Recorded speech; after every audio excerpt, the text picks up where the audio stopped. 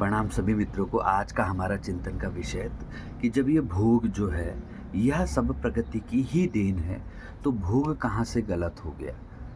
तो वास्तव में इसका जो कारण है ना, जो मुझे लगता है कि मनुष्य जो है, यह भोग वास्तव में प्रकृति की ही देन है और प्रकृति की कृपा ही से भोग प्राप्त होते हैं। और शिव महापुराण में तो कहा गया है कि भाई ईश्वर की तुम भक्ति करोगे तो भक्ति की जो कृपा है वो ऐश्वर्य है। ऐश्वर्य जाग जाएगा तुम्हारे आसपास। ऐश्वर्य तुम्हारे मतलब दुनिया में तुम्हारी पूछ होने लग जाएगी। ऐश्वर्य हो जाएगा। लेकिन जब वह ऐश्वर्य होगा तो भोग प्राप्ति होगी, और भोग प्राप्ति ऐसी होगी ना कि उन भोगों से तुम्हारी विरक्ति हो जाएगी। मतलब ज़्यादा भोग जब प्राप्त हो जाएंगे तब व्यक्ति को खुद समझ आ जाएगा ना कि ये भोग सब व्यर्थ थे। इन भोगों की कोई महत्व नहीं। आप देखो ना, जो जिसको आप मानते हो कि सबसे जो धनवान व्यक्ति है, या जिसको मानते हो कि आप जिसकी सबसे ज़्यादा रिच है, या जिसकी सबसे ज़्यादा पहुँच है, या दुनिया जिसको सबसे ज़्यादा मानती है धन के मामले में या पावर के मामले में, तो उसको भी देखना ना, उसके जीवन को भी अगर आप ध्यान से आकलन करोगे तो देखोगे उसके जीवन में भी एक बहुत बड़ा खालीपन है। और वह खालीपन उसको कहाँ, उस खालीपन की पूर्ति कहाँ होगी उसको? अध्यात्म में। क्योंकि अल्टीमेटली हमारा जो लक्ष्य है वह मोक्ष ही है। प्रत्येक व्यक्ति का, चाहे वह चाह रहा है या नहीं चाह रहा है, लेकिन लक्ष्य उसका, जो उसकी नेचुरल प्रवृत्ति है, वो मोक्ष की तरफ ही उसकी जानी है। लेकिन अब कुछ लोगों को चेतना जागृत हो गई, क्योंकि ये अनेकों जन्म के कर्म चले आ रहे हैं ना। मतलब आप सोचो ना कि आप एक ऐसी साइकिल में जाना चाहते हो, एक ऐसी प्रक्रिया में जाना चाहते हो जहाँ घूम फिर के आप आते जाओ। क्यों? जैसे भगवान कृष्ण गीता में कह रहे हैं कि भाई अर्जुन, तुम तो शायद नहीं जानते, लेकिन मैं जानता हूँ, तुम्हारे भी कई जन्म हो चुके हैं और मेरे भी कई जन्म हो चुके हैं। तो मतलब आप सोचो ना, आप कल्पना करो, या आप इसको थोड़ा सा अनुभव करने का प्रयास करो।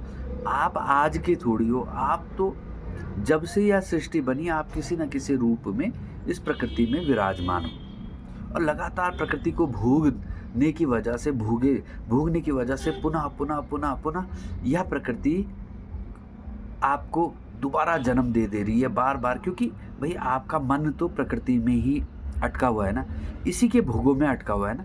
तो जब इसके भोगों में अटका है तो ईश्वर तो दयालु है ना, तो वो कहते हैं भाई इसके हृदय में जब प्रकृति को भोगने की इच्छा है तो इसको भोगने को पूरे साधन दो। तो जब इसको साधन मिलते हैं तो आदमी उसको भोगता जाता है, लेकिन उसकी कभी भी कितनी लगातार भोगने के बाद ना, तब आदमी को, व्यक्ति को रियलाइज हो जाता है कि भोग तो सब व्यर्थ थे, और वह भक्ति का ही जो फल है वही वैराग्य है, वही विरक्ति है। तो ये सब है। लेकिन अब ये प्रश्न उठता है कि भाई व्यक्ति के भीतर ये वैराग्य जागेगा कैसे? क्या ईश्वर के प्रति इतना प्रेम कैसे संभव है? हो सकता है? तो बिल्कुल संभव है। तो देखिए, जन्मों से चले आ रहे हो, आपको लग रहा है कि ये हम नहीं मानते कि पुनर्जन्म है, तो पुनर्जन्म को मानने की आवश्यकता नहीं है आपको। आप अनुभव करो ना। आप ये देखो ना कि जब आप छोटे थे, बच्चे थे, उस समय आपका मन क्या था और आज ये मन आपका क्या था? तो मन तो वैसे ही चल रहा ना। उस समय भी अगर आपका मन में दूसरे की चीज़ों को हथियाने की प्रवृत्ति थी, तो आज भी वही प्रवृत्ति चल रही है ना। तो मन में परिवर्तन कैसे हुआ? हुआ ही नहीं ना मन में, क्योंकि हमने परिवर्तन करने का प्रयास ही नहीं किया। वो परिवर्तन कब होगा? जब हम ईश्वर के भजन करेंगे, ईश्वर के प्रति भक्ति करेंगे, तभी जाके हम उस मन को थोड़ा-सा परिवर्तित कर सकते हैं। तो वो मन कहाँ से आया? वो मन आज का नहीं है, वो मन अनेकों जन्मों का है, जो निरंतर चलता आ रहा है। तो आप सोचो कि जो हमारे महान, जो जिनको आप संत बोलते हो, वह क्या एक ही समय में इतनी ऊंचाइयों तक पहुंच गए? उन्होंने भी जीवन में अनेकों, क्योंकि ऐसा कोई नहीं है, सभी ने अनेकों जन्म में भोग भोगे हैं निरंतर। और उन भोगों से जब उनका वैराग्य जाग गया, उन्हें आत्मज्ञान हो गया कि भाई यह भोग से मुझे कभी भी पूर्णता नहीं आने वाली। मतलब मुझे कभी भी इनसे ये नहीं लगेगा कि ये भोग खत्म हो जाए। जितना मैं भोग भोगूंगा उतना ही मुझे भोगों की प्रवृत्ति प्रति और प्रवृत्ति बढ़ेगी। ईश्वर का के प्रति कब समर्पित होगा व्यक्ति? जब उसको यह अनुभव होने लग जाएगा कि भाई देखो, आपके इस जन्म के माता-पिता हैं, भाई-बहन हैं, परिवार है, बच्चे हैं, बीवी है, तो उनके प्रति आप कितना ज़्यादा आपके मन में प्रेम है कि मेरे ये माता-पिता हैं, ये मेरे बच्चे हैं, ये मेरी धर्मपत्नी है, ये मेरे भाई-बहन हैं। जो परमात्मा आपके साथ अनंत समय से है, उसके प्रति आपकी प्रीति कितनी होनी चाहिए? इस भावना को रखो ना। जो परमात्मा अनंत समय से आपके साथ है, जिसके बिना आप एक पल भी नहीं रहे, जिस पल भी एक पल भी उसके बिना नहीं थे, भले ही आपको अनुभव नहीं था, लेकिन वो हर पल आपके साथ था। और वह परमात्मा, उसके प्रति जो सबका पिता है, जो आदि शक्ति है माँ भगवती, वह सबकी माता है। जो शिव हैं वह सबके पिता है। तो जो सबके ही पिता है और जो सबकी ही माता है, उनको हम कैसे भूल गए? तो जब हम ये ध्यान करने लगेंगे, ये समझने लगेंगे, ये अनुभव करने लगेंगे, ये कोई मानने की बात है तो मैं बोलता हूँ मानना कुछ है ही नहीं, सिर्फ अनुभव करो। और धीरे धीरे धीरे जब तुम ध्यान करोगे और करोगे, देखोगे, तो तुम्हें खुद ही पता चलने लग जाएगी। ये बातें आपको मानने की बिल्कुल ज़रूरत नहीं है कि ये है, खुद स्वयं के अनुभव से जानना है, समझना है। तो तब उन परमात्मा के प्रति इतना प्रेम हो जाएगा। आप जितने भी लोग देखते हो जो परमात्मा के प्रति इतने प्रेम भाव में आगे क्यों आए वो?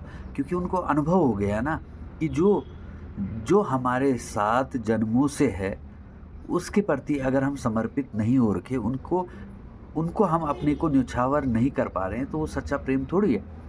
अब जो एक उदाहरण देता हूँ कि एक प्रेमिका बनी, उसके प्रति व्यक्ति इतना पागल हो गया कि कुछ भी कर दे रहा है। अरे जो जन्मों से तुम्हारे साथ है, जिसको तुम भुला बैठे हो, जो सबका पिता है और जो सबकी आदि शक्ति माता है। देखो, माता का क्या होता है, जैसे आपकी जो मम्मी है और आपके पिता हैं, उनको आप देखो, माता जी आपको क्या चाहिए? सबसे पहले तो उनका प्रयास होगा मेरा बेटा भोजन करे, मतलब भूखा ना रहे कभी। वैसी जो हमारी आदि शक्ति है, माता अम्बा, पराम्बा, जगदम्बा, महामाया है, वो ये चाहती है कि मेरा बच्चा भोजन भी मिलता रहे, भोग भी मिलता रहे। कौन सी माता ये चाहेगी कि मेरे बच्चे को अन्न ना मिले या मेरा बच्चा भूखा रहे? कोई माता ऐसी चाहेगी? वैसी हमारी जो जगत माता है, भगवती जिन्हें कहते हैं, वो चाहती है कि मेरे बच्चे को, मेरी जो ये प्रकृति है, वह भोग इसको प्राप्त हो जाए। उनको यही मतलब है कि मेरे बच्चे को सही से उसको भोजन मिले, उसका रहन सहन अच्छा हो, उसका अच्छे मकान में रहे, अच्छे जीवन में रहे। और पिता क्या चाहता है?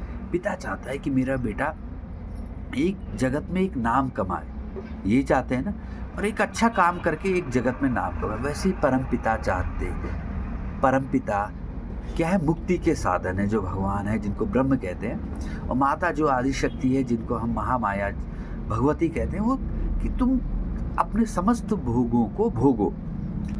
लेकिन जब समस्त भोगों को भोग लोगे, और तब तुम्हारे भीतर वैराग्य भी उत्पन्न हो जाएगा। जब परम पिता तुम पे प्रसन्न हो जाएंगे, तो वो जो महामाया है कि भाई अब यह मुक्त होने का मन है इसका, अब इसका भोगों में कोई मन नहीं है, तो माँ भी तुम्हें, जो भगवती है, वो मुक्त कर देगी, अपना जो महामाया पर्दा हटा देगी और तुम्हें ब्रह्म का साक्षात्कार हो जाएगा। तो बस यही है कि हमें सिंपल ये करना है कि ये आप खुद ध्यान करो। ध्यान का मतलब यह अपने भीतर जानो कि हम कब से इन भोगों में लगे हैं, लेकिन हमें इन भोगों से कभी हमारा मन भरा नहीं और न भरेगा। लेकिन उस परम शक्ति को हम भूल गए।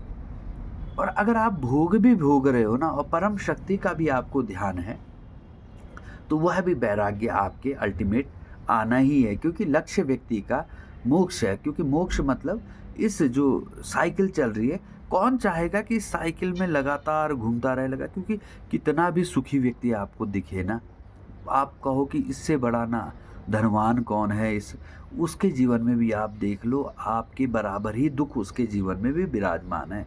जिनको आप दुख बोलते हो, वास्तव में वो दुख है नहीं, क्योंकि आध्यात्म तुम्हारे दुखों को ही दूर करने का मार्ग है। हमारे सबके दुखों को दूर करने का मार्ग अध्यात्म है।